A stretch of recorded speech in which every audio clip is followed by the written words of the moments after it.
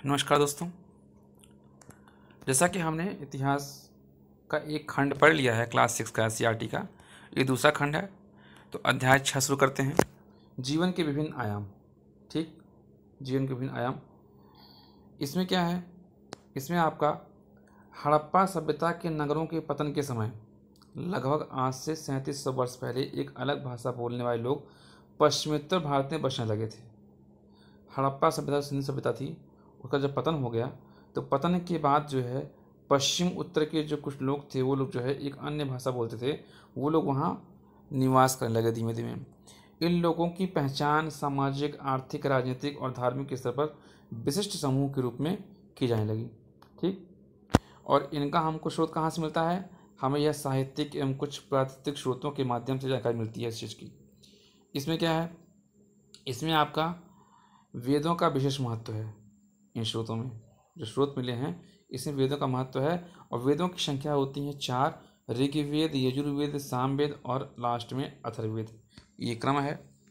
ठीक, तो इन स्रोतों के आधार पर हमको ये बात समझ में आती है कि जब हड़प्पा सभ्यता का पतन हो गया तो एक नई जाति, नए लोग यहाँ बसने लगे पश्चिम उत्तर के, और इसकी जानकारी हमको मिलती है वेदों से।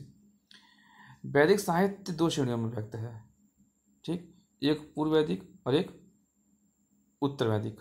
ठीक, पूर्व वैदिक साहित्य के अंतर्गत ऋग्वेद को रखा जाता है। ठीक, जबकि उत्तर वैदिक साहित्य के अंतर्गत शेष 3 जो कौन कौन से हैं, यजुर्वेद, सामवेद और अथर्ववेद। तो आपने ये बात समझी कि अगर आपसे पूछ ले कि पूर्व वेद साहित्य क्या होगा? ऋग्वेद। अगर आपसे पूछ ले उत्तर वैदिक साहित्य तो आप कहेंगे यजुर्वेद, सामवेद और अथर्ववेद। ठीक, इसमें और क्या है, इसमें ब्राह्मण है, आरण्यक हैं और उपनिषद भी आते हैं। उत्तर वेद में यजुर्वेद, सामवेद, अथर्ववेद तो आता ही आता है, इसके साथ साथ ब्राह्मण, आरण्यक और उपनिषद आते हैं। ठीक, वैदिक साहित्य के आधार पर ही वैदिक युगों को 2 कालखंडों में बांटा। एक कहा ऋग्वैदिक काल, पूर्व वैदिक, और एक उत्तर वैदिक युग, जिसको हमने 1000 से ईसा पूर्व से 600 ईसा पूर्व में बांट दिया। ठीक, अब वेद क्या है? वेद मौखिक रूप से एक पीढ़ी से दूसरी पीढ़ी तक पहुँचे। देखिए यहाँ लिखित नहीं है, मौखिक मतलब कि विभिन्न देवी देवताओं की स्तुति में जो मंत्र या प्रार्थनाएं बनाई गई उन लोगों को लोगों ने कंठस्थ कर लिया, और वही अपने बच्चों को, अपने आने वाली पीढ़ी को सब सुनाने लगे। तो सुनने और बोलने से ही इसका आदान प्रदान हुआ। ठीक, तो वेद क्या है? मौखिक रूप से इस प्रकार से श्रौत सूत्र कहे जाते हैं इनको, सुनने और बोलने से हुआ। तो वेद हमारे 4 हैं, ब्राह्मण हमारे 9 हैं, आरण्यक 6 हैं, उपनिषद 13 हैं, और टोटल उपनिषद आपके 108 हैं। ठीक है, तो इस तरीके से आप ये ध्यान रखिएगा, वेद की संख्या 4, ब्राह्मण 9, आरण्यक 6, प्रारंभिक उपनिषद 13 और कुल उपनिषद 108। ठीक, देखिए इसलिए वेदों को क्या कहा गया? वेदों को कहा गया श्रुति। श्रुति मतलब सुना हुआ। जैसे आपके बड़े पिताजी लोग सब कोई नाना नानी कोई कहानी सुनाए और आपने वो कहानी सुनी, आपने कहीं लिखी तो नहीं, आपने सुनी और आपने वही कहानी अपने बच्चों को सुनाई। तो जो सुनकर आपने याद किया वही अपने बच्चों को याद किया, वही आगे पीढ़ी में देगा, तो उसे श्रुति कहते हैं। तो श्रुति आपको क्या है? वेद क्या है? वेद श्रुति है। ठीक, वेद की भाषा कैसी थी? वेद की भाषा को प्राकृत संस्कृति या वैदिक संस्कृति कहा जाता है। ठीक, कौन सी? संस्कृत या वैदिक संस्कृति। ठीक है, इन वेदों में प्रार्थनाओं को, रचनाओं को जो करने वाले लोग थे उनको कहा गया आर्य। क्या कहा गया? आर्य। आर्यों के जो विरोधी थे, कौन? अपोजिट, उनको दास या दस्यु कहा गया, मतलब निम्नतर जो थे। ठीक, दास कहा गया। और आर्यों के देवताओं में श्रद्धा न रखने वाले तथा यज्ञ न करने वाले कौन थे? यही थे, दस्यु थे, इनका विरोध किया गया। ठीक, अतः उन्हें आर्यों का सबसे बड़ा शत्रु बताया गया। कह सकते हैं कि आर्य और अनार्य यहीं से आए। आर्य क्या है? देखिए, आर्य शब्द का अर्थ एक विशेष भाषा बोलने वाले व्यक्तियों के समूह से है जिन्होंने सर्वप्रथम पश्चिमोत्तर भारत में अपना निवास बनाया, भारत में एक नई संस्कृति को विकसित किया जो वैदिक संस्कृति के नाम से जानी जाती है। और भारोपी क्या है? भारोपी वर्ग संस्कृत भाषा, भारोपीय मतलब भारत और यूरोप भाषा वर्ग का एक अंग है। संस्कृत भाषा भारत की अनेक भाषाएं हैं, असमिया, गुजराती, हिंदी, कश्मीरी, सिंधी, और बहुत सी भाषाएं यूरोप की हैं, अंग्रेज, फ्रांसीसी, जार्मनी, ग्रीक, स्पेनिश। और इन्हें भाषा परिवार इसलिए कहा गया क्योंकि इनके अनेक शब्द एक जैसे थे, जैसे मातृ संस्कृति माँ, हिंदी मदर मतलब मातृ संस्कृत, माँ हिंदी, मदर अंग्रेजी और मैटर जर्मनी। तो ये कुछ शब्द मातृ संस्कृति है, माँ हिंदी हो गया, तो कुछ मिलजुल शब्द रहे हैं, इसलिए इनको जो है भारत और यूरोप की भाषा, भारत में आप संधि विच्छेद करेंगे तो भारत प्लस यूरोप की भाषा को भारोपी कहा गया। ये बस इतना जानिए आप, ठीक। आगे देखिए, ये क्या चीज़ है, ये एक मृदभांड है। मृदभांड देखिए है, मिट्टी का एक है। तो हमको जो प्राकृतिक प्रमाण मिले हैं, ठीक, तो इसमें क्या है कि जिन क्षेत्रों में आर्यों की संस्कृति का विकास हुआ है वहाँ ऐसे लोगों की बस्तियाँ थी जो पशुपालक और कृषक थे, और खास प्रकार की मिट्टी का चित्रित धूसर रंग बर्तनों का प्रयोग करते थे। देखिए वैदिक काल में चित्रित धूसर रंगों का बर्तनों का प्रयोग हुआ है, तो आप ये ध्यान दीजिएगा, चित्रित धूसर रंग जो है वो आपके वैदिक काल में है। इसलिए अब साहित्य और पुरातात्विक दोनों ही स्रोतों के आधार पर आर्यों के विषय हम जान सकते हैं, ठीक है। अब देखिए आर्यों का बसाव कैसा था। वैदिक आर्य कई समूह में भारत आए, ठीक। ऋग्वेद में आर्य निवास स्थल के लिए सप्त सैंधव शब्द का प्रयोग किया उन लोगों ने, आर्यों ने। जहाँ वो लोग बसे उन्होंने सप्त सैंधव कहा, जिसे हम पंजाब, जिसे वर्तमान भौगोलिक स्थिति के अनुसार, और भारत और पाकिस्तान का पंजाब प्रांत के नाम से पुकारते हैं। तो पंजाब और पाकिस्तान के प्रांत की जो सीमा है वहाँ पर सप्त सैंधव प्रदेश को आर्य ने उच्चारित किया और यहीं पर वो लोग निवास किए। उत्तर वैदिक युग में सप्त सैंधव प्रदेश से पूर्व की ओर बढ़ते हुए आर्य लगभग पूरे गंगा यमुना द्वाब में बस गए, ठीक। धीमे धीमे लोग आते गए। शतपथ ब्राह्मण उत्तर वैदिक युग का एक महत्वपूर्ण स्रोत है। इससे हमको जानकारी मिलती है कि इनका फैलाव उत्तर वैदिक युग में वर्तमान उत्तरी बिहार गंडक नदी तक हो गया था। देखिए अगर इस सवाल पूछें कि उत्तर वैदिक युग में वर्तमान उत्तरी बिहार की गंडक नदी तक इनका निवास हो गया था, ये हमको किस विशेष जानकारी मिलती है, तो शतपथ ब्राह्मण से, ठीक। शतपथ ब्राह्मण ये बताता है कि इन लोगों का निवास कहाँ तक हो गया था, बिहार की गंडक नदी तक हो गया था, ठीक। सप्त सैंधव प्रदेश देखिए, सप्त सैंधव 7 नदियाँ, सिंधु और उसकी 5 सहायक नदी कौन कौन सी, सतलज है, व्यास, झेलम, चिनाब, रावी, ठीक। फिर 3 और, सरस्वती, दशरथी 2, तो सिंधु हो गया और सिंधु की 5 सहायक 6 हो गई, और सरस्वती हो गया और दशरथी हो गया। इस तरीके से सप्त सैंधव प्रदेश था। गंगा यमुना में इन दोनों के बीच का क्षेत्र था, ठीक। तो ये देखिए आप मैप में देखिए, समझिए, ये जो भारत और पाकिस्तान का सीमा है ये सप्त सैंधव प्रदेश है। इसकी जानकारी कहाँ से मिलती है हम लोगों को, इसकी जानकारी हम लोगों को मिलती है ऋग्वेद से, वेद से, ठीक है, वेद से मिलती है। देखिए यहाँ लिखा है सप्त सैंधव प्रदेश का, देखिए निवास कहाँ था, देखिए आप दिखाते हैं,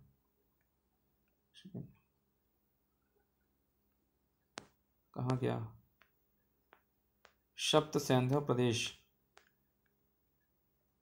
ठीक। ये हाँ ये है। ऋग्वेद में आर्य निवास स्थल के लिए सप्त सैंधव शब्द का प्रयोग करते थे, ठीक। और हमको शतपथ ब्राह्मण में ये जानकारी मिलती है कि इनका निवास वर्तमान में बिहार के गंडक नदी तक हो गया था, ठीक। तो ये आपका हो गया, ये जो ये एरिया है ये गंगा यमुना का द्वाब है, तो बिहार के गंडक तक हो गया था यहाँ तक, ठीक। आगे बढ़िए, ऋग्वेद से हमें जानकारी क्या मिलती है कि जिनके पास अधिक गायें थी वो धनी माने गए। देखिए आज कंडीशन देखिए, जब समय बहुत बलवान होता है, ये आप भी जानते हैं और सब जानते हैं। सोचिए एक समय गाय जिनके पास थी वो धनी, और आज गाय जिसके पास हैं वो गरीब हैं। वो गाय को छोड़ दे रहे हैं, गाय कट रही हैं, लोग मांस खा रहे हैं उनका, जो कि प्राचीन समय में इतनी धार्मिक चीज़ें थी। अगर इसको किसी के द्वारा किसी प्रकार से अगर किसी गाय की हत्या हो जाए या गाय खुद ही मर जाए किसी सेवक के घर, तो उस सेवक को बहुत ही पनिशमेंट अच्छा खासा मिलता था, और वो खुद स्वयं ही, किसी के द्वारा नहीं, स्वयं ही वो उस दंड का जो होता है, दंड क्या है उसके लिए वो भोगता था। और आज देखिए तो गाय को लेन देन का एक खास माध्यम था। गाय को प्राप्त करने के लिए युद्ध होते थे, कभी कभी एक कबीले दूसरे कबीले में युद्ध करता था। और गोधन की रक्षा, किसकी, गाय की रक्षा के लिए एक सरदार या राजा का चुनाव किया जाता था। देखिए उसमें जो राजा का चुनाव किया जाता था वो गाय की रक्षा करने के लिए था, ना कि किसी देश की रक्षा करने के लिए। और जो बहुत बहादुर कुशल योद्धा हो उसी का हम जो है चुनाव कर दिया करते थे वो लोग एक ग्रुप में, ठीक है। ऋग्वैदिक राजन को किसी विशिष्ट भौगोलिक क्षेत्र का स्थायी रूप से शासन करने वाला राजा नहीं माना गया, जैसे मैंने बताया आपको, ठीक।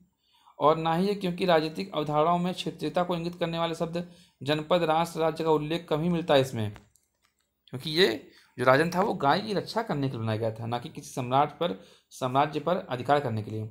अतः ऋग्वेद काल का राजन एक कबीले का मुखिया से अधिक कुछ नहीं था, ठीक। देखिए समय बदलेगा और यही राजन की स्थिति ये हो जाएगी कि सर्वे सर्वा हो जाएगा। समय देखिए आगे।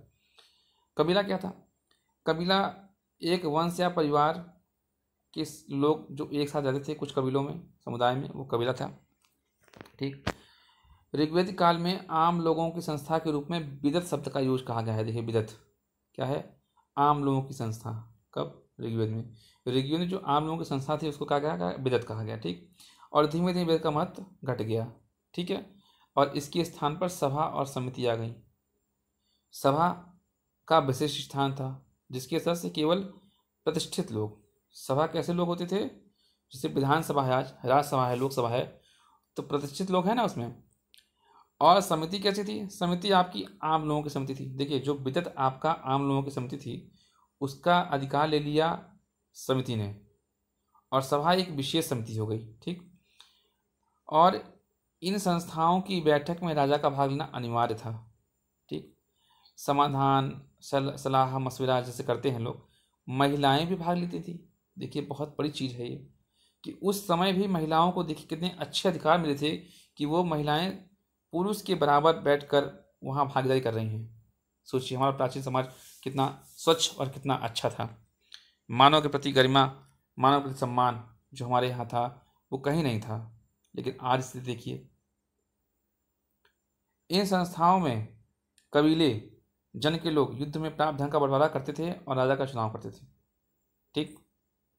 और आवश्यकता पड़ने पर समिति के सदस्य युद्ध में सैनिक कार्य के लिए भी कार्य करते थे, ठीक।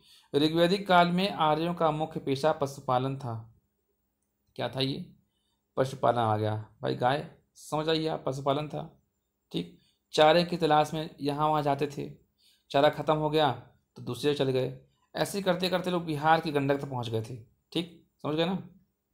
आगे देखिए, राजन किसी क्षेत्र का स्वामी नहीं था बल्कि कबीले के सभी लोगों पर उसका शासन होता था। उसका चुनाव कबीले के सभी लोग मिलकर करते थे। स्थायी रूप से नहीं बसने के कारण वे खेती भी नहीं करते थे। स्थायी रूप से नहीं बसने के कारण वे खेती भी नहीं करते थे। सोचिए, सिर्फ पशुपालक थे वो। कैसे थे? पशुपालक।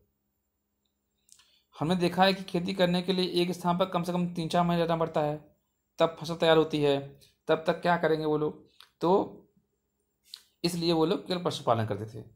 मगर हमें कुछ सोर्स से जानकारी मिलती है कि वो लोग जौ की खेती करते थे। जौ को क्या कहा गया है? यव, ठीक। और जौ की जो फसल थी आमतौर पर कम समय में तैयार हो जाती है, इसलिए किए होंगे ये, ठीक। और इन फसल को उगाना भी आसान था। और धीमे धीमे क्या हुआ कि वे स्थानीय निवासियों से गेहूं आदि प्राप्त करते और इन फसलों के बदले में दूध, कुल मिला के क्रय विनिमय करते थे। एक्सचेंज मतलब विनिमय, आपके पास दूध दे दीजिए, हम गेहूं हैं गेहूं दे देंगे, ठीक। चूंकि पैसे का उतना वो था नहीं उस समय। गाय के अतिरिक्त भेड़, बकरी, घोड़े पाले जाते थे। पशुपालन की तुलना में कृषि का धंधा कम था, कृषि कम होती थी, बताया ना। और ऋग्वेद में एक अनाज जौ का उल्लेख, जो अभी मैंने बताया जौ है। जब हम शिल्प की ओर ध्यान देंगे तो ऋग्वेद में शिल्पकला का वर्णन कम ही मिलता है। चर्मकार, बढ़ई, धातु का काम करने वाले कुम्हार सब शामिल हैं, इन लोगों की भूमिका थी। घोड़े से जुते हुए रथ जो युद्ध में सफलता के लिए निर्णायक माने जाते थे। बुनाई के लिए घरेलू शिल्प महिलाओं को तैयार किया जाता था। तो इस तरीके से, ठीक, ये देखिए रथ है। लोगों का जीवन प्रकृति पर निर्भर था, ठीक। ऋग्वेद में प्राकृतिक शक्तियों से जुड़े कई देवी देवताओं के सम्मान में मंत्रों की रचना की गई, जिनमें इंद्र, अग्नि, सोम प्रमुख हैं। और इन युद्ध देवताओं का, इंद्र को युद्ध का देवता, अग्नि को आग का देवता, सोम को एक पौधा है जिससे एक प्रकार का पेय बनता है, उसका देवता। तो कुल मिला के देवी देवताओं का पूजा, धन, संतान, युद्ध में विजय कामना के लिए उद्देश्य से जो है पूजा पाठ शुरू कर दी गई। तो यहाँ से जो है प्रकृति को प्रसन्न करने के लिए लोगों ने कुछ कुछ में अपना भगवान मानते हुए उन लोगों को प्रसन्न करने के लिए मंत्रों का उच्चारण, यज्ञ और आहुति का कार्य शुरू कर दिया, कर्मकांड शुरू कर दिया। ठीक, अनाज और कभी कभी जानवरों की भी बलि देने लगी। ठीक, देखिए धीमे धीमे चीज़ें बदल रही हैं। कहाँ थे, कहाँ हम लोग गुफाओं में निवास कर रहे थे, कहाँ हम लोग आज यज्ञ हवन कुंड कर रहे हैं। ठीक, तो देखिए समय किस तरीके से बदल रहा है। जब आर्य लोग भारत में आए तो वे 3 सामाजिक वर्गों में विभक्त थे। एक था एक योद्धा, एक था पुरोहित और एक था साधारण।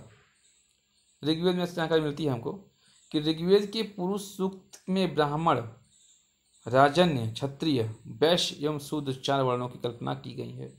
जो ब्राह्मण, क्षत्रिय, वैश्य, शूद्र की जो कल्पना की गई है वो ऋग्वेद के पुरुष सूक्त में है। ठीक, परंतु इस काल में वर्ण व्यवस्था स्थापित नहीं हो सकी थी। समझिए आप, लोग अपने कर्म के आधार पर ही कार्य कर रहे थे। कर्म के आधार पर अगर कोई व्यक्ति एक घर में अगर 4 लोग हैं तो एक चर्चा हुई है कि एक व्यक्ति पुजारी है, उसमें एक व्यक्ति दूसरों के घर खाना बनाता है, अन्न, और तीसरा व्यक्ति क्षत्रिय है, रक्षा करता है। तो एक ही घर में ब्राह्मण, क्षत्रिय, वैश्य, शूद्र सब थे। ठीक, ऋग्वैदिक काल की बात की जा रही है, क्योंकि वहाँ कर्म के आधार की प्रधानता थी। अब जैसे जैसे आगे बढ़ेंगे हम तो वहाँ वर्ण की प्रधानता आएगी। इसलिए कि उत्तरवैदिक काल आ गया 1000 से 600 ईसा पूर्व। इस काल में लगभग संपूर्ण उत्तरी भारत में जीवन के सभी पहलुओं पर निश्चित परिवर्तन हो गया। क्या हुआ? पशुपालन के स्थान पर खेती आ गई। ठीक, कृषि इनका मुख्य पेशा बन गया। ऋग्वेद में क्या था? ऋग्वेद में पशुपालन था और यहाँ खेती हो गई, क्योंकि एक ही स्थान पर बस करने लगे, इसलिए कबूलों का निश्चित क्षेत्र तय हो गया। और यही काल था इसमें उत्तरी भारत में लौह युग का आरंभ हुआ। देखिए बहुत बड़ी क्रांति थी उसमें। ये आज तो लोहा हम लोग के कुछ नहीं है, लेकिन उस समय के लिए बहुत बड़ा ये आविष्कार था लौह युग का। लौह तकनीकी का प्रयोग आरंभ, युद्ध के अस्त्र शस्त्र बनने लगे, रथ बनने लगे, कृषि के अन्य कार्य हल बनने लगा। कितना देखिए होने लगा। हस्तिनापुर, आलमगीरपुर, अंतरचिखेड़ा आदि स्थानों से लोहे के अस्त्र शस्त्र के अवशेष में लगता है ऐसे यहाँ कारखाना रहा हो। ठीक, धीमे धीमे लोग कच्चे मकानों में रहते थे, जिनके छत फूस सरकंडों के जैसे झोंपड़ी होती है, मिट्टी के बर्तन बनाते थे। ठीक, और कुछ विशेष प्रकार के जो बर्तन थे वो थे चित्रित धूसर पात्र। ठीक, चित्रित धूसर पात्र, इसकी चर्चा पीछे हुई थी। तो इन बर्तनों पर चित्रकारी भी की गई। क्या बात है। ठीक, और ज्यामितीय आकृतियों के रूप में और सरल रेखाओं के रूप में इन पर जो चित्रकारी की गई है। स्पष्ट है कि उत्तर वैदिक काल के लोग स्थायी रूप से जीवन व्यतीत करने लगे। ठीक, उत्तर वैदिक काल के ऋग्वैदिक कालीन अनेक छोटे छोटे कबीले एक दूसरे से विलीन होकर बड़े बड़े जनपद बनने लगे। राजन था कबीला का ना, राजन। धीमे धीमे 10 कबीले मिल गए, क्या बन गए? जनपद। ठीक, पूर्व जैसे एग्जाम्पल के रूप में देखिए लिखा है भरत और पुरु। भरत दशरथ जो हैं, वो भरत दशरथ जो हैं, पुरु, इन लोगों ने मिलकर कुरु जनपद का ठीक निर्माण किया। दुर्वसु और क्रियु, देखिए आप, ये महत्वपूर्ण है। पुरु और भरत ने मिलकर कुरु जनपद, दुर्वश और क्रियु ने मिलकर पांचाल जनपद। आपने महाभारत में इनका नाम सुना होगा, कुरु प्रदेश, पांचाल जो रानी थी। ठीक, तो इस तरीके से अनेक कबीलों ने मिलकर जनपद का निर्माण शुरू कर दिया। ठीक, कुछ लोगों ने बड़े बड़े यज्ञ शुरू कर दिए। देखिए यज्ञ की प्रधानता शुरू हो गई ना।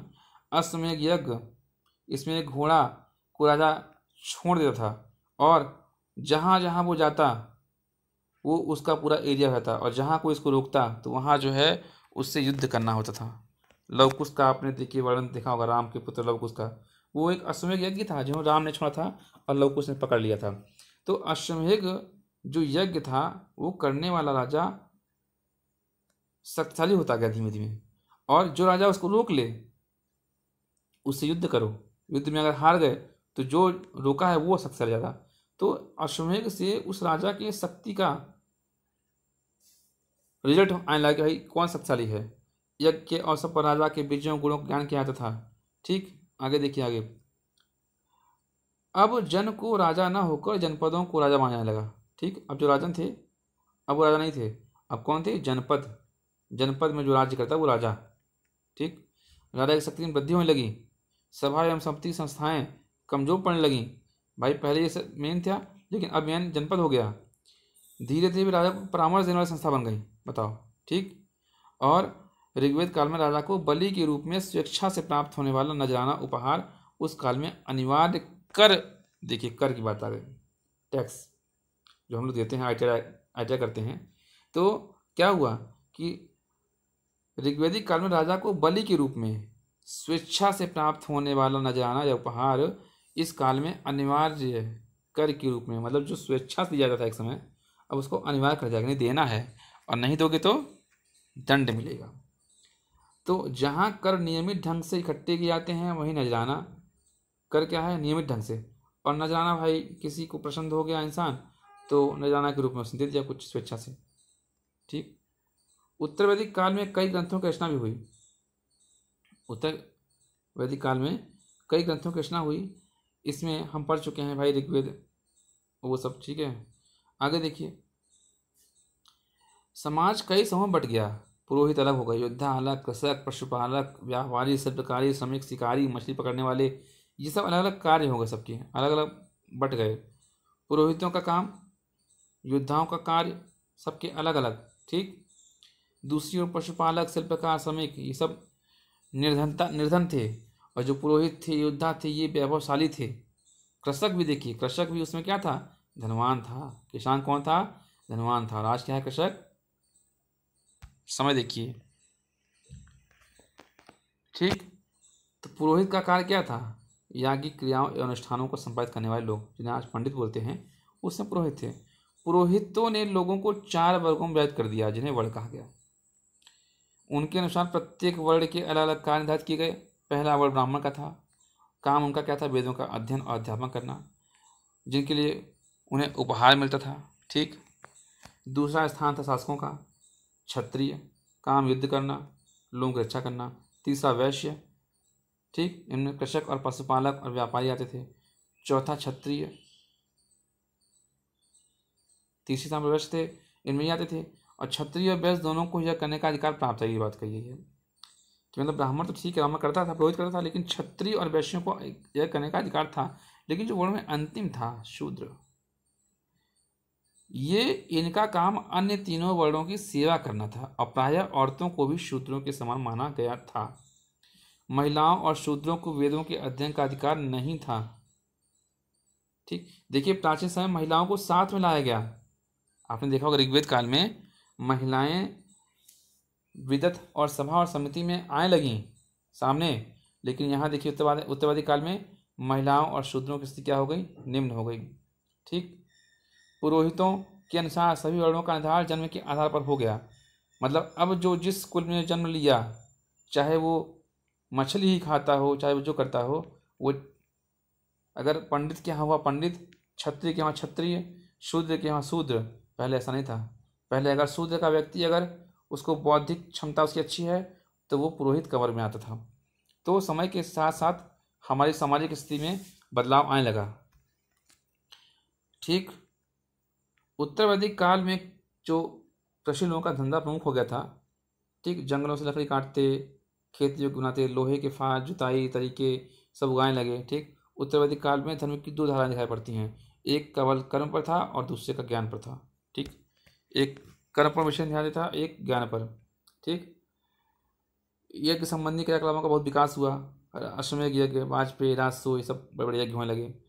तो याज्ञिक क्रियाओं का कर्मकांड ज़्यादा बढ़ गया इसमें। ठीक है, पुरोहितों की अवस्था ज़्यादा हो गई इसमें। ठीक, अब पुरोहित जो थे यजुर्वेद में वर्णित विधियों के अनुसार यज्ञ का आयोजन करके देवताओं को प्रसन्न करने लगे। ठीक, तो जितनी ज़्यादा प्रसन्नता उतनी ज़्यादा उनका वो। ठीक, आगे देखिए वैदिक कालीन शिक्षा मौखिक रूप में जाती थी। ना पेन था, ना किताब था, ना स्कूल था। एक जंगल था, उस जंगल में एक पेड़ के नीचे लोग बैठते थे और वहाँ जो है जो शिक्षक थे वो शिक्षा देते थे, किससे? मौखिक रूप से। और वेदों के मूल पाठ को कंठस्थ कराते थे। उन वैदिक मंत्रों का उच्चार सिखाते थे और वेदों के अलावा गणित और व्याकरण की शिक्षा दी जाती थी। ठीक, और विद्यार्थियों के लिए 12 वर्षों तक, जैसे हॉस्टल में रहते हैं, हॉस्टल में ऐसे ही 12 वर्षों तक वहाँ रहना पड़ता था। देखिए देखिए कुटिया है, यहाँ देखिए बैठे हुए हैं, जंगल है, इस जंगल में लोग 12 साल तक अध्ययन और अध्यापन का कार्य करते थे। ठीक, ऐसा ही एक आश्रम था अमोद धम्म ऋषि का। अमोद धम्म, यह आश्रम शिक्षा दीक्षा के लिए दूर दूर तक प्रसिद्ध था। विद्यार्थी यहाँ रहकर विद्या प्राप्त करते, वे गुरु जी के घर का काम भी करते। अमोद धम्म के पास धान की खेत था, इसी की उपज से आश्रम का काम चलता। विद्यार्थी बारी बारी से खेत में काम करते। ऋषि के शिष्य में एक आरुणी था। एक दिन खेत का काम करने की बारी उसकी थी, उसी दिन क्या होने लगी, वर्षा होने लगी। ठीक, वर्षा होने लगी तो गुरु जी ने आरुणी से कहा, कहानी है ये, कि वत्स जाओ जाकर देखो कहानी कहीं पानी खेत की मेड़ तोड़ न दिया हो। आरुणी खेत पर पहुंचा। आरुणी ने देखा कि एक जगह पर खेत का मेड़ पानी रिस रहा है। उसने मिट्टी डाली, कंकड़ डाला, लेकिन रुका नहीं। मेड़ चौड़ी होती गई, चिंता बढ़ गई उसकी, क्योंकि गुरु का आदेश था। तुरंत खड़ी पेड़ के डाल में वो लेट गया। देखिए गुरु का आदेश, आज गुरु एक थप्पड़ मार दे, थप्पड़ छोड़िए, अगर आज गुरु एक शब्द बोल दे कोई गलत, तो लोग बंदूक और तलवार लेकर चले जाते हैं। सोचिए, ये हमारा समाज है। हमारा समाज विकास कम, अविकास ज़्यादा हो रहा है। खेत में पानी निकलना बंद हो गया, किसके कारण, वो लेट गया। ठीक है, और ठंडी का मौसम था, ठंड के कारण शरीर शिथिल होने लगा, रात हो गई। गुरु जी व्याकुल हो गए, आया नहीं वो। 4-5 शिष्यों के साथ आरुणी के ढूंढते खेत पर पहुंचे तो खेत के चारों तरफ अंधेरा था। ठीक, आरुणी कहीं नहीं दिखाई दिया, चिल्लाए बेटा आरुणी। तो आरुणी ने गुरु से कहा कि बड़ी कठिनाई से बोलता, गुरु जी मैं यहाँ हूँ। गुरु जी देखा, गुरु जी ने देखिए, गुरु जी ने आरुणी को देखा, अचंभे रह गए। उन्होंने आरुणी को उठाया और सीने से लगा लिया। ऐसा था गुरु भक्त आरुणी। बड़ा होकर यही आरुणी वेदों और शास्त्रों का बहुत बड़ा ज्ञाता बना और उसका नाम बड़ा उद्दालक ऋषि। देखिए, ये गुरु और ये शिष्य का जो प्रेम था, इस कहानी के माध्यम से बताया गया। तो मेरा भी, अगर जो मुझे देख रहा हो, सुन रहा हो, मेरा भी कहना है कि देखिए, गुरु और शिष्य का जो अपना स्थान है, वो अपना स्थान बना रहे। आपका सम्मान दोनों का बना है। अगर गुरु जी ने कोई बात कह दी तो व्यक्ति को उसको अपने ऊपर न लेके ये समझना चाहिए कि वो हमसे बड़े हैं और हमारे लिए वो, जैसे हमारी माँ कभी हम कोई गलत काम करते हैं, डांटते हैं, तो माँ हमारे भले के लिए डांटती है। ऐसे ही गुरु जी अगर हम लोग को डांट रहे हैं, बता रहे हैं कोई चीज़, उसको ध्यान सुनिए, उस पर अमल कीजिए। ठीक, देखिए एक बस्ती का जिक्र है, इनाम गांव। ठीक, उत्तर पश्चिम में वेदों की रचना हो रही है। कहाँ, उत्तर पश्चिम में। उस समय पश्चिम भारत में एक अलग समाज संस्कृति का विकास हो रहा था। देखिए, अलग अलग क्षेत्रों में अलग अलग विकास हो रहा है। इनाम गांव जो है वो महाराष्ट्र में पड़ता है। ठीक, महाराष्ट्र राज्य के घोड़ नदी के तट पर, घोड़ नदी के तट पर ये एक ताम्र पाषाण समझ रहे हैं, तांबा और पाषाण जब दोनों का यूज होने लगा, पहले पाषाण था, फिर धातु के रूप में तांबा पहले आई, सबसे पहले, तो ताम्र पाषाण कहा गया उसे। ताम्र पाषाण बस्ती थी कहाँ, इनाम गांव महाराष्ट्र में। ठीक, और जो वैदिक आर्यों के समकालीन थी। ठीक, इस पुरास्थल में खुदाई से पत्थर के अलावा तांबा धातु के बने औजार मिले हैं, मिट्टी की झोंपड़ी है, वही सब जो था। ठीक, यहाँ के लोग नारंगी रंग से रंगे मिट्टी की बर्तनों का उपयोग करते। देखिए नारंगी, वहाँ क्या था, चित्ती धूसर, और यहाँ क्या था, नारंगी। यहाँ ज्यामितीय आकृतियाँ होती थी। ठीक, इनाम गांव के लोग गेहूँ, मटर, मसूर सब करते थे, सब पालते थे। ठीक, पशुओं की हड्डी प्राप्त हुई है। कई हड्डियों पर कट निशान से अंदाजा लगाता है कि उन्हें खाते थे वो। इनाम गांव में ताम प्रसाद संस्कृति के लोगों का सबसे रोचक पहलू ये था कि जो मृतक थे उनको दफनाए थे लोग। एक आदमी को मकान के आंगन में मिट्टी के बने संदूक में दफना दिया गया। यह मकान बस्ती के बीचों बीच सबसे बड़ा था। सामान्यतः मृतकों को मिट्टी के बर्तनों के साथ दफनाया था, जिन्हें ये मतलब उनके अंदर ये चीज़ था कि कहीं जो व्यक्ति मर गया है तो शायद खाने पीने की वस्तुएं रखी होती थी उनके साथ, और कब्रों के मृतक के साथ औजार या हथियार, मतलब अगर वो कल के में अगर जिंदा हो जाए तो उसके पास सारी चीज़ें रहें। एक प्रकार से दूसरे लोग में भी इन चीज़ों की जरूरत पड़ती थी, इस तरीके की इन लोगों की धारणा थी, इसलिए रखते थे लोग। ठीक, ये काफ़ी लंबा हो गया 6 चैप्टर। आगे देखिए 7, प्रारंभिक राज्य।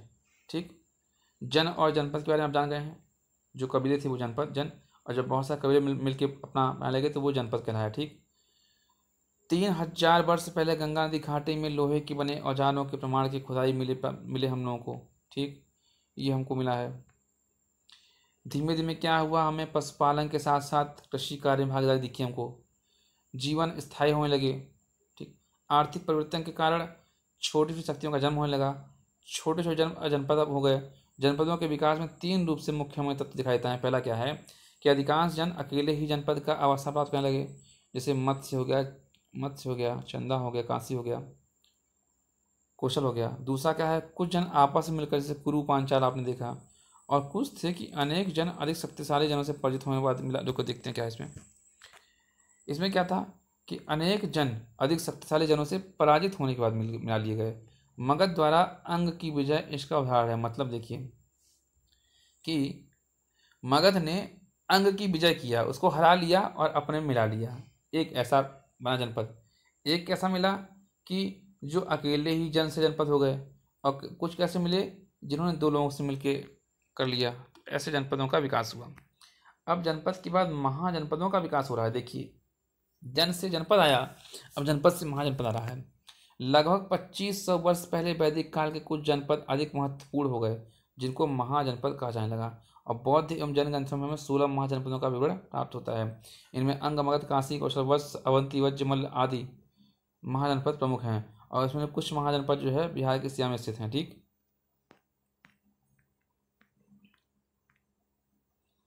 महाजनपदों का शासन, ठीक है, कुछ में गणतांत्रिक था, कुछ में राजतंत्रात्मक था।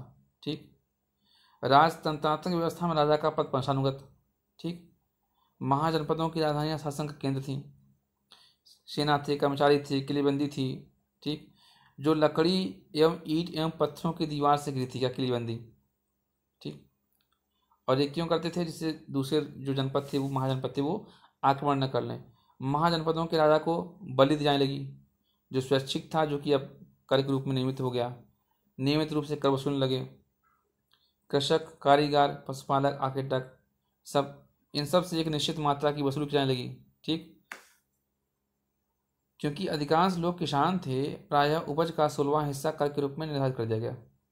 देखिए, अब हिस्सा जो मतलब क्लियर कर दिया कि आपको 16वां हिस्सा देना है, पक्का है। और क्या कहा था इसको भाग कहा गया। ठीक, बलि क्या था, बलि एक स्वैच्छिक निर्णय था, लेकिन भाग क्या है, भाग आपका 16वां हिस्सा जो कर के रूप में निर्धारित कर दिया गया। ठीक, व्यापारियों के सामान खरीदने बेचने पर भी कर देना पड़ता, मतलब कुल मिला के कर को अनिवार्य कर दिया गया, जिससे राजा की आमदनी हो, वो अपने सेनाओं का बढ़ाए, उनके लिए अस्त्र शस्त्र की व्यवस्था करे।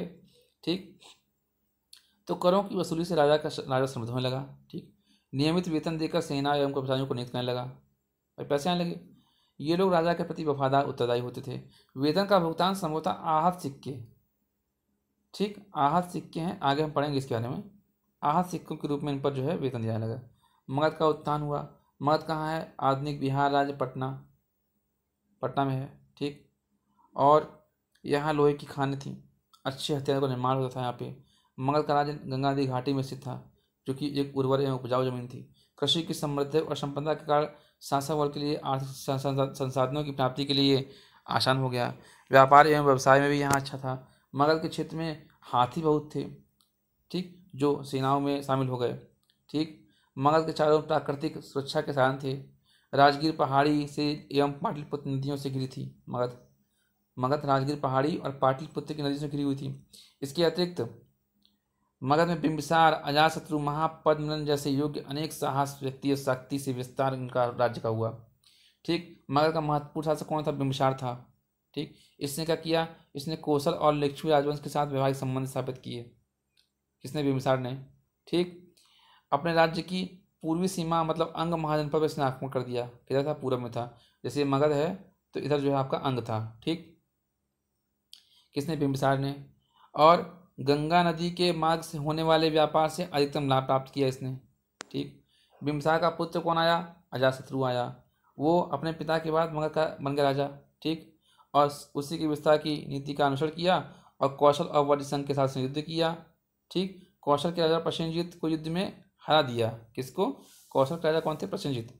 और अजात शत्रु ने अपने मंत्री वश्यकार की सहायता से वज्र संघ के सदस्यों में फूट डालकर उनकी शक्ति को कमजोर भी कर दिया। तो अजात शत्रु का सेनापति कौन? वश्यकार। इसने क्या किया? इसने जो है वज्र संघ के सदस्यों में फूट डाल दिया और उसको कमजोर कर दिया। और कमजोर कर दिया तो अजात शत्रु ने उस पर जीत लिया उसको। अजात शत्रु ने अपने शत्रु राज्य अवंती से अपनी राजधानी राजगुरु की सुरक्षा हेतु किलाबंदी कराई, ठीक, जिसमें अवशेष आज भी देखे जा सकते हैं इसके। गंगा, गंडक, सोन संगम के स्थित पाटलिग्राम में सैनिक छावनी का निर्माण किया, जो बाद में पाटलिपुत्र के नाम से विख्यात होती है। पाटलिपुत्र जो था ये, ठीक, इसी का आधुनिक नाम पटना है, ठीक। पाटिल ग्राम जो है, पाटिल ग्राम। अजात शत्रु के बाद कौन आया? उदयन। उदयन ने देखिए पाटलिपुत्र को अपनी राजधानी बना दिया। तो पाटलिपुत्र को राजधानी किसने बनाया? उदयन ने। और इसी पाटलिपुत्र को शेषासुर क्या करेंगे? पटना कर देंगे, ठीक। आगे तो इस तरीके से आप देख रहे हैं। तो अजातशत्रु का जो उदयन आया, उदयन ने क्या किया? मगध और अवंती की सत्ता इसमें काफ़ी बढ़ गई थी इसके समय में। तो अवंती का राजा था चंद्रप्रद्योत, ठीक। इसने क्या है कि कई युद्धों में अवंती को हराया था। उस समय अवंती का राजा चंद्रप्रद्योत था, इसने कई युद्धों में अवंती को हराया था। फिर अभी अवंती मगध राज्य का अंग नहीं बन सका। देखिए ये बात हो रही है कि जो उदयन था, उदयन, इसके समय में जो है मगध और अवंती में बहुत ज़्यादा शत्रुता हो गई, जैसे पाकिस्तान भारत में हो गई, ठीक। लेकिन चंद्रप्रद्योत को ये हरा नहीं पाया, अवंती मगध राज्य को अपना अंग नहीं बना सका। कौन? उदयन। शिशुनाग अंतिम रूप से इस अवंती वत्स और कौशल पर विजय प्राप्त कर दिया लास्ट का। उदयन के बाद कौन आया? शिशुनाग। शिशुनाग एक वंश था और मगध के अंतिम नंद शासक घनानंद के समय में यूनानी विजेता सिकंदर भारत पर आक्रमण कर दिया। तो मगध का जो अंतिम शासक कौन था? वो था नंद वंश। क्योंकि मगध के राजा के पास एक विशाल सेना थी, ठीक, और घनानंद एक अत्याचारी राजा था, इसलिए वह प्रजा में एक अलोकप्रिय राजा था, जिसको चंद्रगुप्त मौर्य ने इसका लाभ उठाकर घनानंद को युद्ध में पराजित कर दिया और मगध पर अधिकार कर लिया, ठीक। आगे गणराज्य, जन समझा, जनपद समझा, महाजनपद समझा। अब समझेंगे गणराज्य। कुछ राज्य ऐसे थे जिसे गणराज्य कहा गया, जैसे शाक्य, लिच्छवी, वज्र, विदेह, मात्रक, मल्ल, कोली, मोरी, ये सब आदि जो है भारत के प्रमुख गणराज्य थे। कौन कौन से? शाक्य, लिच्छवी, वज्र, विदेह, मात्रक, मल्ल, कोलिय और मौर्य, ठीक। यहाँ कैसी व्यवस्था थी? यहाँ की शासन व्यवस्था कुछ अलग तरह की थी, जिसे गण या संघ कहा गया। क्या कहा गया? गण या संघ। गणतंत्र में शासन के प्रधान का चुनाव होता था। क्या होता? चुनाव। देखिए जैसे लोकतंत्र में होता है, गणतंत्र में होता है। अधिकतर ऐसे गणराज्य छोटे आकार के होते थे और ये आपस में मिलकर एक संघ का निर्माण करते थे। जो राज्य हैं ये सब आपस में मिलकर एक संघ का निर्माण करते थे, तो इन्हें गणराज्य संघ कहा गया, ठीक। मगध के निकट कौन सा संघ था? वज्र संघ था। इसकी राजधानी क्या थी? वैशाली, ठीक। अब वज्र संघ 8 गढ़ों का संघ था, ठीक। 8 गढ़ के संघ थे, जिसमें लिच्छवी था, विदेह था, वज्र था, ये सब प्रमुख थे, ठीक है। वज्र, लक्ष्मी, वज्र संघ के विभिन्न गणों के राजाओं की एक सभा होती थी और ये राजा विभिन्न अवसरों पर एक साथ एकत्र होते थे, ठीक, विचार विमर्श करते। तो वज्र संघ में लोकमत से शासन होता था, ठीक, मतलब बहुमत से, जैसे मेजोरिटी हमारे पार्लियामेंट होता है कि जिसको मेजोरिटी वही जो है विधेयक प्रस्तावित होता था, ठीक है। तो इस तरीके से इस संघ के बारे में निर्णय लेते थे, जो इस कार्य से गणराज्य कहा गया, ठीक। तो देखिए इसमें गणराज्य में क्या क्या महत्वपूर्ण, देखिए गणराज्य क्या है। गणराज्य में एक तो बात यह है कि इसमें जो है लोगों का चुनाव होता था और दूसरा जो है इसमें लोकमत से शासन होता था, ठीक है, लोकमत से। गण शब्द का प्रयोग कई सदस्यों वाले समूहों के लिए किया जाता है, ठीक। वज्र संघ में लिच्छवी एक प्रमुख गण था। वज्र क्या है? संघ। देखिए कई गणों से मिलकर एक संघ बना ना, तो लिच्छवी एक गण था। इसकी सीमाएं वर्तमान वैशाली, मुजफ्फरपुर जिले तक फैली हुई थी। बिंबिसार के काल में लिच्छवी लोग काफ़ी शक्तिशाली हो गए थे और यहाँ का राजा चेटक था। चेटक ने अपनी लड़की का ब्याह जो है बिंबिसार से कर दिया और मैत्री संबंध स्थापित कर लिए। ठीक, तो बिंबिसार जो मगध वंश का राजा था, उसके समय जो लिच्छवी थी, लिच्छवी क्या थी, लिच्छवी एक गढ़ थी, इसका एक संघ था वज्र संघ।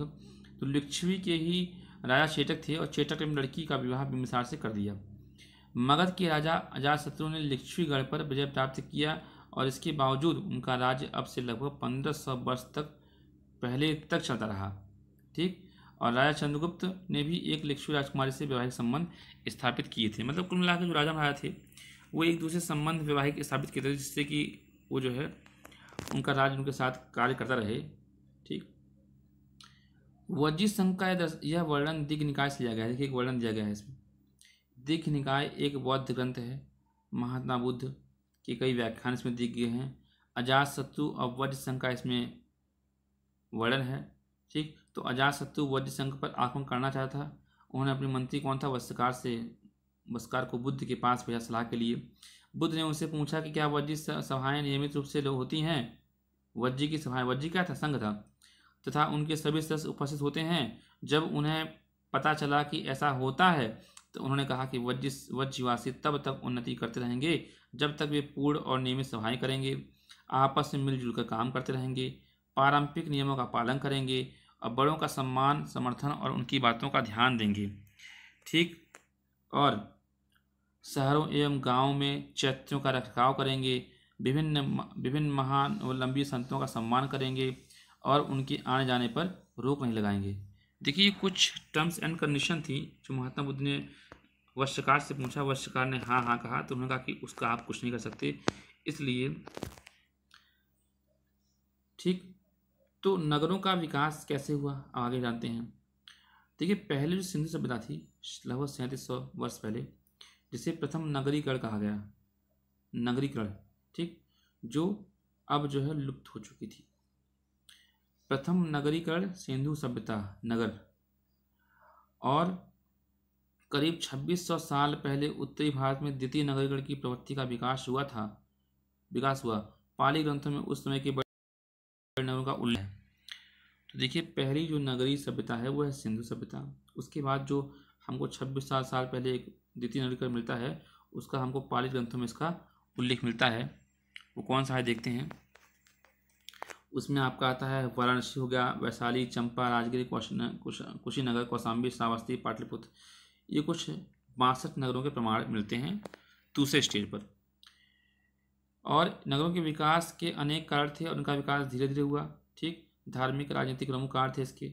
विशाल राज्यों का गठन हुआ, राजधानियाँ बनी, भव्य रूप धारण करने लगी, राजनीतिक और प्रशासनिक केंद्रों के रूप में विकसित होने लगे, शासक, पदाधिकारी और सैनिक वर्गों की प्रधानता हो गई, कृषि आजीविका का मुख्य साधन हो गया, नगरों में शिल्पों और व्यापार और जीविका में महत्वपूर्ण साधन हो गया। इस तरीके से धीमे धीमे एक प्रकार से ये नगर के केंद्र बन गए।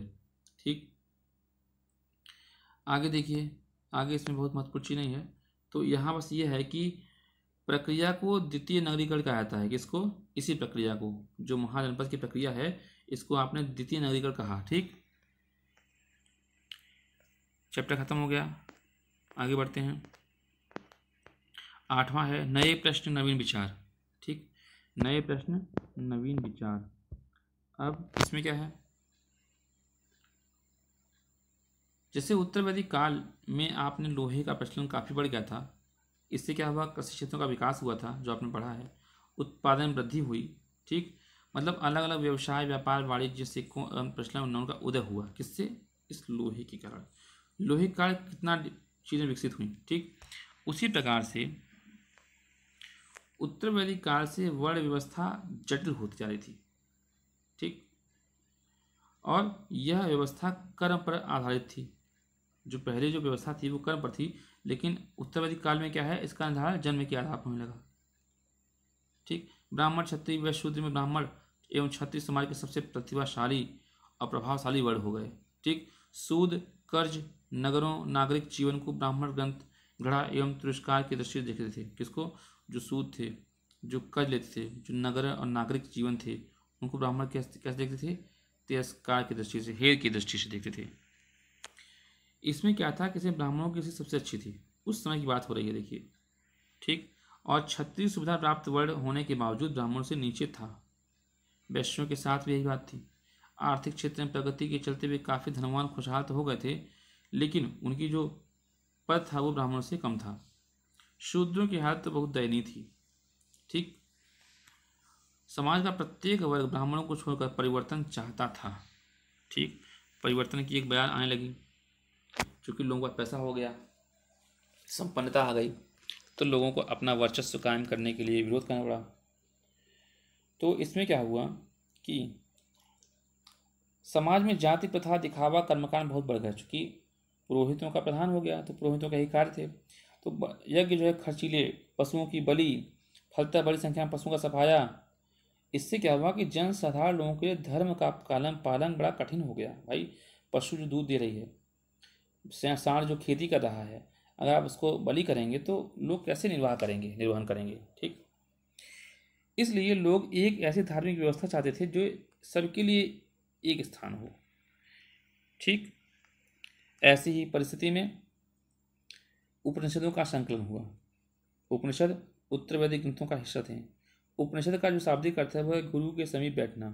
ठीक, जैसे आत्मा, परमात्मा, ब्रह्मा आदि पर चर्चाएं मिलती हैं, प्रायः ये चर्चाएं समान वार्तालाप के रूप में मिलती हैं।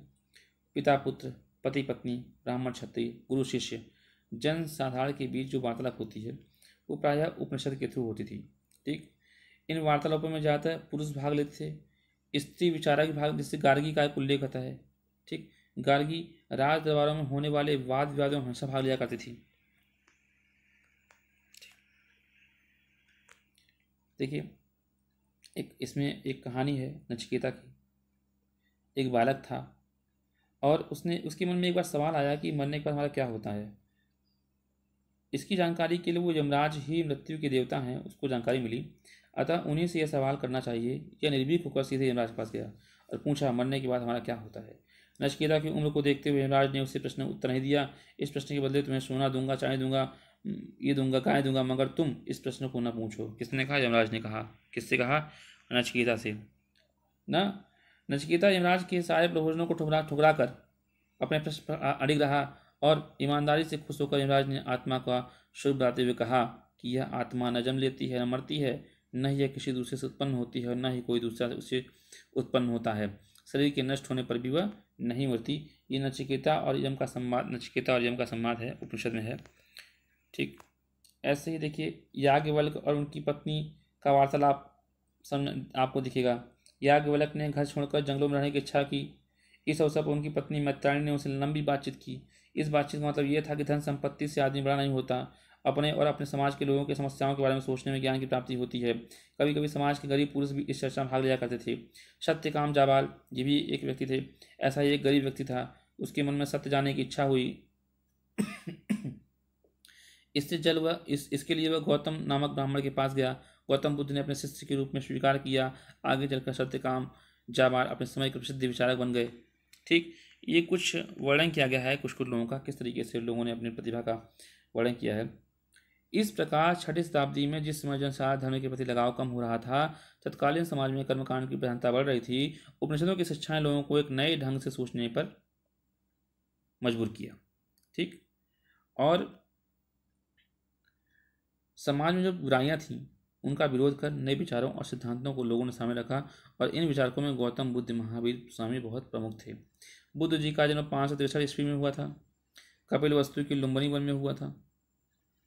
पिता का नाम शुद्धोधन था, माता का नाम महामाया था। ठीक, बुद्ध का जन्म 563 में कपिलवस्तु की लुम्बिनी में, पिता का नाम शुद्धोधन, माता का नाम महामाया, और बचपन का नाम उनका सिद्धार्थ था। ठीक,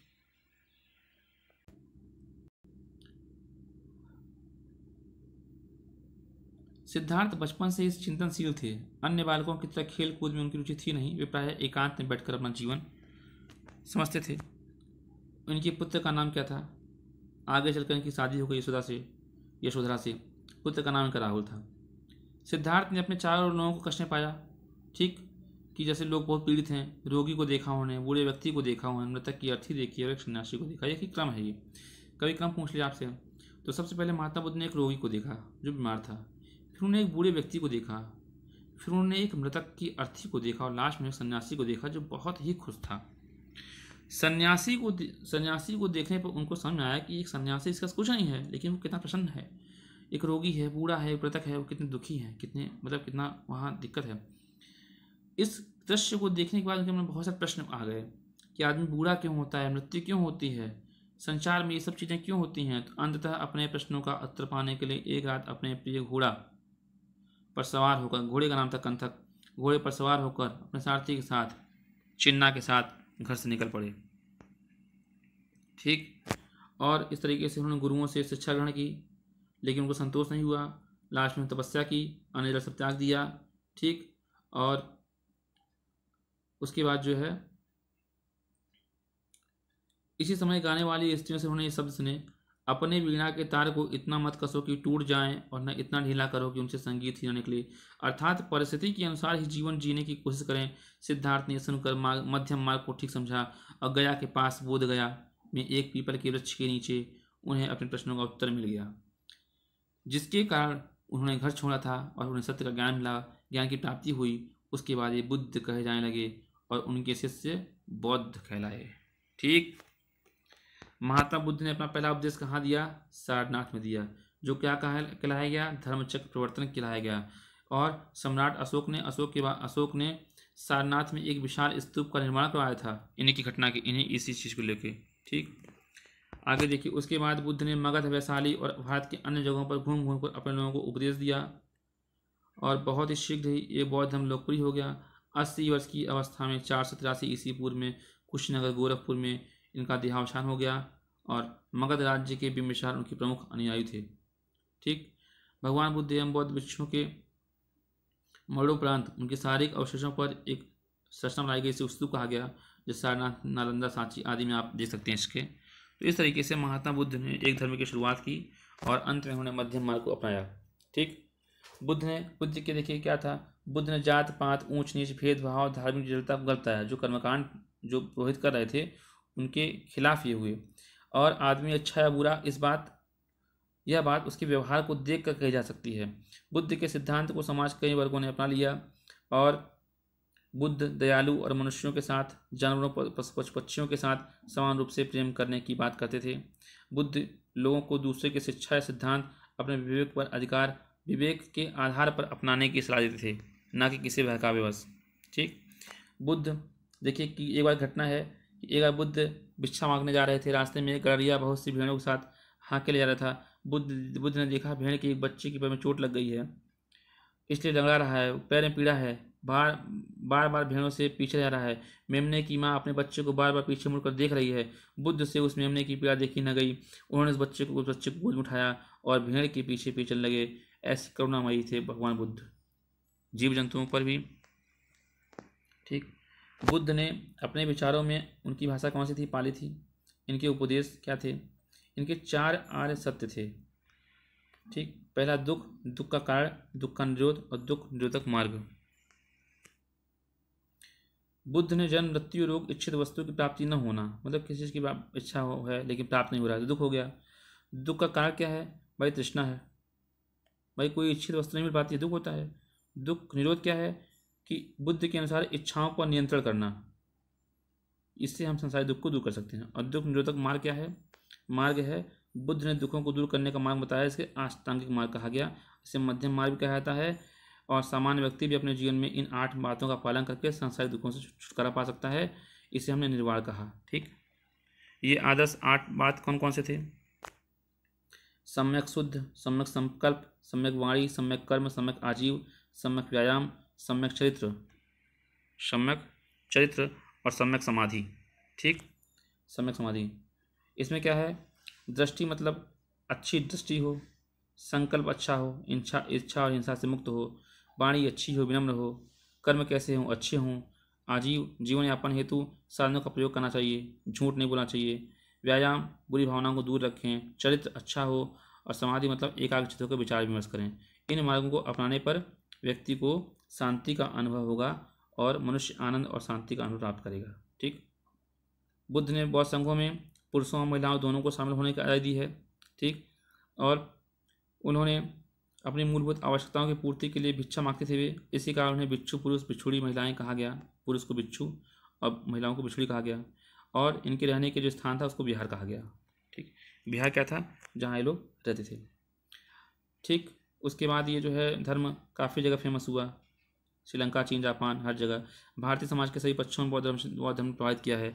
ठीक, सम्राट अशोक ने लोक कल्याण, अहिंसा, धर्म, इन सब के विस्तार में निश्चय बौद्ध धर्म से उन्होंने प्रभावित हुए थे वो। ठीक, कलिंग का जो युद्ध हुआ था उसके बाद से उन्होंने नरसिंहा का छोड़ दिया, तो ये बौद्ध धर्म का ही प्रभाव था।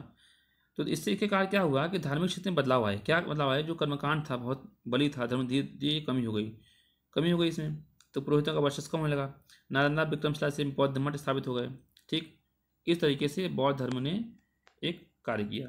दूसरा, एक इसी के साथ साथ जैन धर्म की उत्पत्ति हुई। जैन धर्म, इस बौद्ध धर्म की तरह जैन धर्म भी जनसारा के अपने विचारधारा से प्रभावित था। इसके संस्थापक कौन थे? ऋषभदेव थे। जैन धर्म में कुल 24 तीर्थंकर हुए हैं। ठीक, तीर्थंकर का अर्थ होता है धर्म का प्रचार करते हुए दूसरे को रास्ता बताने वाला। ठीक, और 23वें थे पार्श्वनाथ, जो काशी के अश्वसेन के पुत्र थे। समझ रहे हैं आप लोग ना। देखिए, ऐसा है कि बौद्ध और जैन धर्म इस जो वैदिक धर्म था उसके प्रतिक्रिया स्वरूप उभरे। तो जैन धर्म में जो संस्थापक थे वो ऋषभदेव थे और इनके 24 तीर्थंकर हुए हैं। ठीक, तीर्थंकर का मतलब होता है कि जो व्यक्ति प्रचार करते हुए दूसरों को सही रास्ता बताए। ठीक, और 23वें थे पार्श्वनाथ, जो काशी के अश्वसेन के पुत्र थे। ठीक, जैन शब्द जिन शब्द से निकला है जिसका अर्थ है जीतने वाला। ठीक, और 24वें जो तीर्थंकर थे वो थे महावीर स्वामी, जो महत्वपूर्ण थे। और महावीर का नाम था वर्धमान। वर्धमान का वैशाली के निकट कुंडगाम में जन्म हुआ था। पिता इनके सिद्धार्थ थे, जो क्षत्रिय कुल के प्रधान थे, और माता इनकी त्रिशला थीं, जो वैशाली की लिच्छवी राजकुमार थीं। ठीक, देखिए, महावीर का नाम वर्धमान था और बुद्ध का नाम सिद्धार्थ था। तो वर्धमान का जन्म जो वैशाली के निकट कुंडग्राम में हुआ था, बुद्ध का जन्म कपिलवस्तु की लुम्बिनी में हुआ था। इनके पिता सिद्धार्थ थे, उनके पिता शुद्धोधन थे। ठीक, क्षत्रिय कुल के प्रधान थे। इनकी माता त्रिशला थी, उनकी माता महामाया थी। ठीक, लिच्छवी राज्य, गणराज्य। ठीक, देखिए, जैन और बौद्ध धर्म में बड़ा कन्फ्यूजन होता है। वर्धमान का विवाह सुधा से हुआ था और उनका विवाह यशोधरा से हुआ था। ठीक, 30 वर्ष की उम्र में वर्धमान ने राजमहल की सारी सुविधाओं को त्याग कर घर छोड़ दिया और जंगल में रहने के 12 वर्ष की कठोर तपस्या के बाद उन्हें कैवल्य की प्राप्ति हुई। और उनको किसकी प्राप्ति हुई थी? महात्मा बुद्ध एवं भगवान महावीर में समानताएं क्या है, देखिए आप देखते हैं। तो देखिए, ज्ञान प्राप्ति के बाद महावीर कहलाए। 72 वर्ष की उम्र में पावापुरी में उनकी मृत्यु हुई। किसकी मृत्यु हुई? महावीर स्वामी की। ठीक, भगवान बुद्ध की तरह महावीर भी सरल थे। जैन धर्म में सदाचार या अच्छे आचरण के लिए विशेष सुझाव बताए हैं। जैन धर्म अहिंसा का मुख्य स्थान रखता है, अहिंसा। ठीक, इनका मानना था कि पशु पक्षी, पेड़ पौधे, हवा, सभी में कीटाणु में जीवन है। इसलिए जैन साधु मुंह और नाक पर कपड़ा बांध कर चलते हैं, आपने देखा होगा, ताकि हवा द्वारा कीटे उनकी नाक में न पहुंच जाएं और नष्ट न हो जाएं। स्मरण करें, भगवान बुद्ध ने भी अहिंसा को अपनाने की बात कही थी, लेकिन उन्होंने मध्यम मार्ग अपनाया था। उन्होंने, ठीक, जैन धर्म के अनुसार मनुष्य को सत्य का सहारा लेकर जीवन जीने की कोशिश करनी चाहिए। ठीक, महावीर ने लोगों से चोरी न करने, मतलब अस्तेय की बात कही। ठीक, दूसरों का सामान बिना उनकी पूछी न लें। ईमानदारी पर बल देते हुए उन्होंने बात कही। संग्रह न करें अधिक धन का। ठीक, ब्रह्मचर्य का पालन करें। मनुष्य को अपने मन पर नियंत्रण रखना चाहिए। तो इस तरीके से इन्होंने ये शिक्षा दी। और महावीर ने अपनी शिक्षा प्राकृत भाषा में दी थी। वहाँ किस भाषा में? बौद्ध में पाली, यहाँ प्राकृत। ठीक है, प्राकृत मागधी कहलाती है। महावीर ने सभी मनुष्यों को समान माना। इन्होंने स्त्री पुरुषों के समान में संघों में प्रवेश देना स्वीकार कर दिया था। ठीक, तो बुद्धों ने भी दिया था और जैनों ने दिया था। ठीक, उपनिषदों में गार्गी जैसे स्त्री विचारकों का उल्लेख है। भगवान बुद्ध ने भी अपने संघ में स्त्रियों को प्रवेश की आज़ादी दी है। बुद्ध, महावीर स्वामी दोनों का मानना था घर का त्याग करने पर ही सच्चे ज्ञान की प्राप्ति हो सकती है। ऐसे लोगों के लिए उन्होंने संघ नामक संगठन बनाया, जहाँ घर त्याग कर लोग एक साथ रह सकें। तो संघ में क्या था? जो लोग घर त्याग कर आए वो लोग वहाँ रहें। महावीर ने अपने उपदेशों में कर्म की प्रधानता की है। मनुष्य अच्छे कार्यों द्वारा पूंजी बन सकता है। ठीक, जैन धर्म में इसके 3 मार्ग बताए गए हैं: सम्यक दर्शन, सम्यक ज्ञान और सम्यक चरित्र। इसको जैन धर्म में त्रिरत्न कहा गया। किसको? सम्यक धर्म, ठीक, सम्यक दर्शन, सम्यक ज्ञान और सम्यक चरित्र को जैन धर्म में त्रिरत्न कहा गया। ठीक, और बौद्ध धर्म के अष्टांगिक मार्ग की तुलना में जैन धर्म के त्रिरत्न, जैसे उन्होंने अष्टांग मार्ग कहा बताया, ऐसे ही जैन धर्म ने त्रिरत्न बताया। ठीक, इस तरीके से।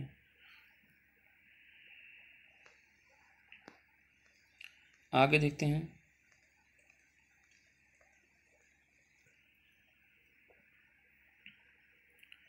तो दोस्तों ऐसा है कि आज 9वां टॉपिक अलग स्टार्ट करेंगे। वीडियो काफ़ी लंबा हो जाता है, चैप्टर काफ़ी लेंथी हैं, इतिहास की समझ होना बहुत ज़रूरी है।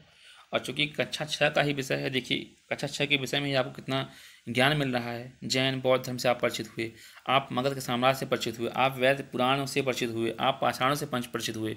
एक कार्यक्रम के अनुसार आप आगे बढ़ रहे हैं। और हम लोग अब आगे बात करेंगे प्रथम साम्राज्य की, और प्रथम साम्राज्य हम बाद में पढ़ेंगे, अगले अगले वीडियो में डालेंगे। थोड़ा वीडियो लंबा हो रहा है इसलिए हम जो है इसको खंड में बांट रहे हैं, इसलिए माफ़ कीजिएगा। लेकिन हाँ, ये आप लोग आधे घंटे के अंदर देख लेंगे, आधे घंटे के अंदर एक बार नोट्स बना लेंगे तो आपको ये